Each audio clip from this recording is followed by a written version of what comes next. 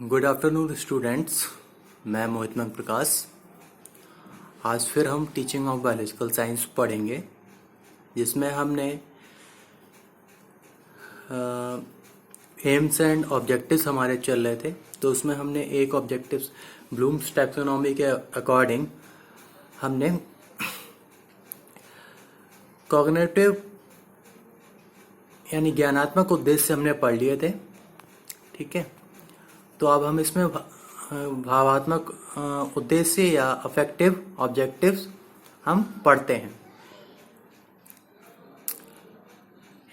तो पहला है पॉइंट इसमें रिसीविंग। रिसीविंग का मतलब है ग्रहण करना। परिस्थिति तथा घटनाओं के प्रति संवेदनशील होना। इसमें निम्न 3 प्रकार की क्षमताओं के विकास पर बल दिया जाता है। कौन कौन सी? परिस्थितियों या घटनाओं के प्रति सजगता, अवेयरनेस, ग्रहण करने की इच्छा शक्ति होना, विलिंगनेस टू रिसीव, नियंत्रित अथवा सुनिश्चित ध्यान आकर्षित करना, कंट्रोल्ड और सिलेक्टेड अटेंशन। तो ये हमारे रिसीविंग में हो गए। अब आगे चलते हैं हम रिस्पॉन्डिंग में। अनुक्रियाएं करने के लिए प्रतिबद्ध होना। इसमें निम्न 3 क्षमताओं का विकास निहित रहता है। कौन कौन से? आइए देखते हैं। अनुक्रिया में सहमति होना, एक्विसेंस इन रिस्पॉन्डिंग, अनुक्रिया के लिए इच्छा होना, विलिंगनेस टू रिस्पॉन्डिंग, अनुक्रिया करने में संतुष्टि होना, सेटिस्फैक्शन इन रिस्पॉन्स।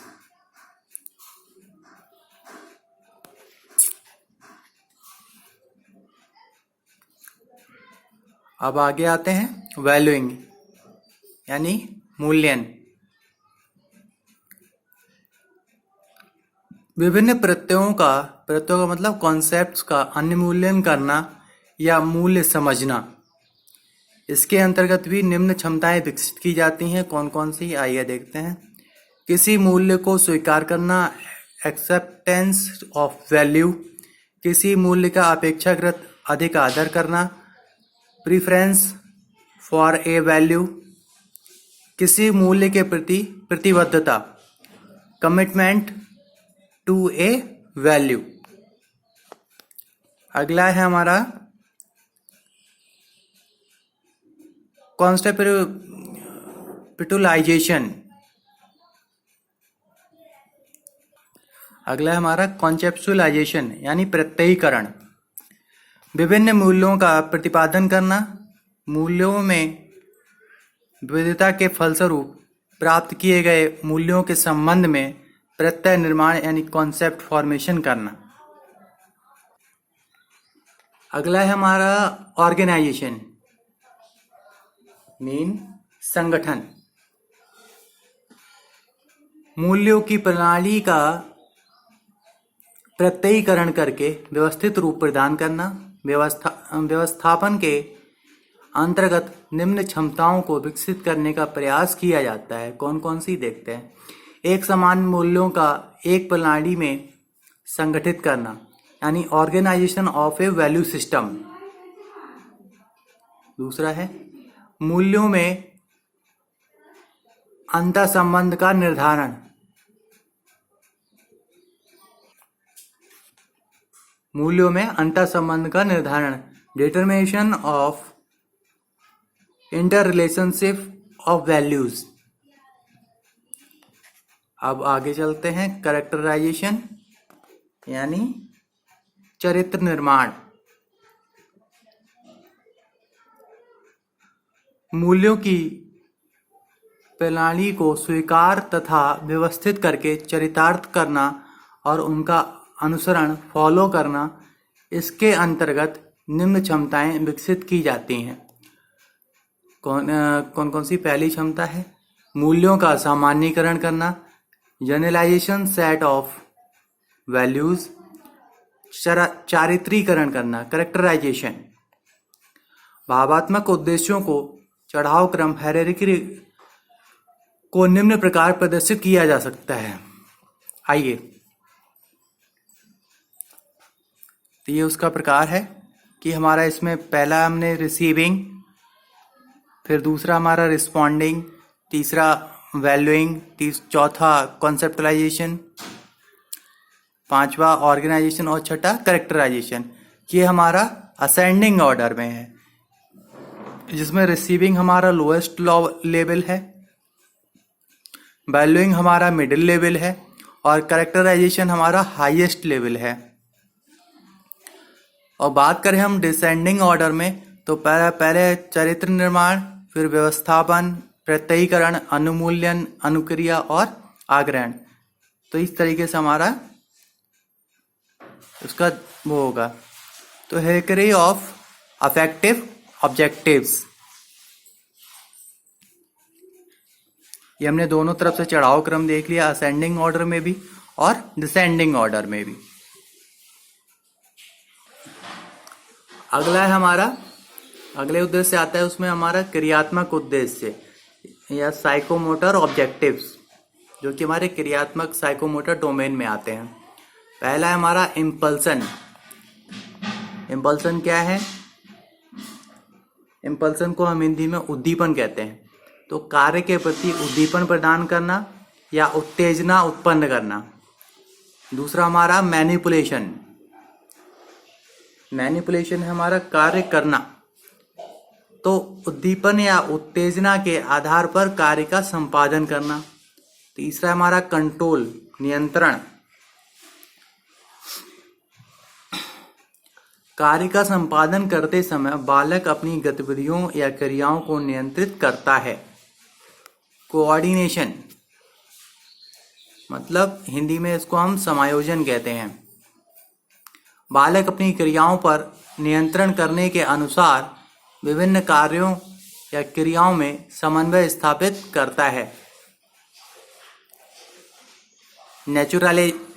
नेचुरलाइजेशन,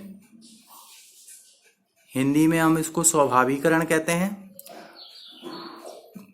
बालक की कार्य करने की एक कार्यशैली बन जाती है तथा बालक अपनी गतिविधियों या कार्य का संपादन स्वाभाविक ढंग से करता है।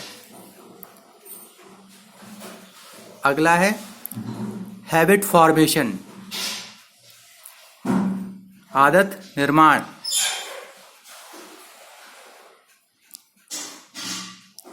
बालक के कार्य करने की शैली उसकी आदत बन जाती है तथा उसमें कार्य करने की आदत का विकास होता है। क्रियात्मक उद्देश्यों के चढ़ाव क्रम हेरेकरल ऑर्डर को निम्न प्रकार दिखाया जा सकता है। तो ये इसका ऑर्डर नीचे जैसा हमने पहले और दूसरों में देखा है, वैसे ही सेम तरीके से इसका भी ऑर्डर है असेंडिंग और डिसेंडिंग ऑर्डर में। तो पहले हम असेंडिंग ऑर्डर से चलते हैं। इम्पल्सन, फिर हमारा दूसरा स्टेप है मैनिपुलेशन, तीसरा हमारा कंट्रोल, चौथा स्टेप है हमारा कोऑर्डिनेशन, पांचवा स्टेप है हमारा नेचुरलाइजेशन और छठा स्टेप है हमारा हैबिट फॉर्मेशन। तो इम्पल्सन हमारा लोएस्ट लेवल है, कंट्रोल यहाँ पे हमारा मिडिल लेवल है और हैबिट फॉर्मेशन हाईएस्ट लेवल है। ये हमारा असेंडिंग ऑर्डर में है। डिसेंडिंग ऑर्डर में क्या होगा, हैबिट फॉर्मेशन से धीरे धीरे हम नीचे आएंगे तो हमारा ये डिसेंडिंग ऑर्डर होगा। अब चलते हैं हम आगे। Methods of megger and Roberts 1962। Megger ने 1962 में अभिक्रमित अनुदेशन के क्षेत्र में उद्देश्यों को व्यवहारिक रूप में लिखने को विशेष महत्व दिया। इन्होंने शैक्षिक उद्देश्यों, ज्ञानात्मक एवं भावात्मक को व्यवहारिक रूप में लिखने में अधिक रुचि ली तथा उनके लेखन की विधि का विकास किया। लेखन विधि में मेगर ने ब्लूम के वर्गीकरण, ब्लूम टैक्सोनॉमी को आधार माना और प्रत्येक वर्ग के लिए उसके उद्देश्यों को व्यवहारिक रूप में लिखने के लिए कार्य सूचक क्रियाओं, एक्शन वर्ब्स की सूची तैयार की। तत्पश्चात पाठ्य वस्तु एवं उससे संबंधित कार्य सूचक क्रियाओं की सहायता से शैक्षिक उद्देश्यों को व्यवहारिक रूप प्रदान किया गया। रॉबर्ट मेगर ने शैक्षिक उद्देश्यों को व्यवहारिक रूप में लिखने के लिए निम्नलिखित विधि का विकास किया। इसमें पहली विधि है सर्वप्रथम टर्मिनल ऑब्जेक्टिव्स जिनको कि पैदा करना शिक्षण का लक्ष्य है को आइडेंटिफिकेशन करना। दूसरी, उन महत्वपूर्ण परिस्थितियों का वर्णन करना जिसके अंतर्गत व्यवहार परिवर्तन की आशा की जा रही है। तीसरा, उस मानदंड का वर्णन करना जहां तक शिक्षार्थी की निष्पत्ति स्वीकार्य है। तो मेगर के अनुसार किसी भी शैक्षिक उद्देश्य को व्यवहारिक रूप में लिखने के लिए उपयुक्त तीनों का होना आवश्यक है, तभी हम शैक्षिक उद्देश्य के व्यवहारिक निर्धारण में सफल होंगे।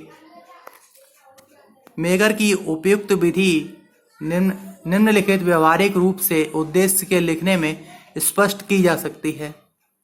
एक अज्ञात राशि के बीजगणितीय समीकरण के दिए होने पर छात्र बिना किसी संदर्भ में टेबल या गणना या प्रविधि कैलकुलेटिंग डिवाइस से अज्ञात राशि को हल करना सीख जाएंगे।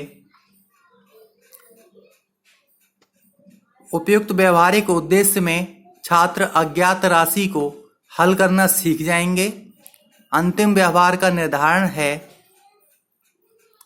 बिना किसी संदर्भ टेबल या गणना प्राविधिक कैलकुलेटिंग डिवाइस की वे महत्वपूर्ण परिस्थितियां हैं जिनके अंतर्गत व्यवहार परिवर्तन की आशा की जा रही हो, तथा अज्ञात राशि को हल करना इस बात को स्पष्ट करता है कि निष्पत्ति का स्वीकार मानदंड 100% है।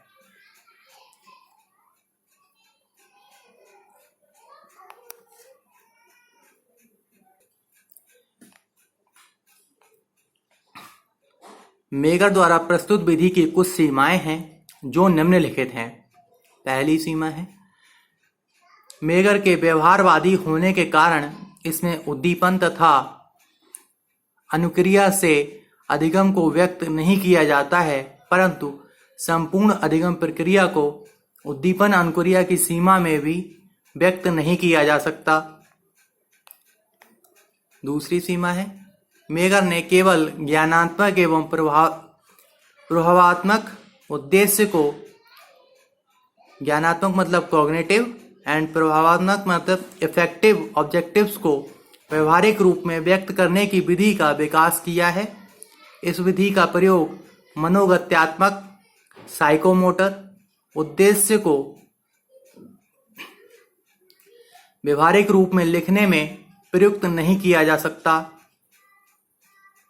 तीसरा, मेगर की व्यावसायिक रूप में लिखने की विधि में मानसिक प्रक्रियाओं की पूर्ण रूप से अवहेलना की गई है।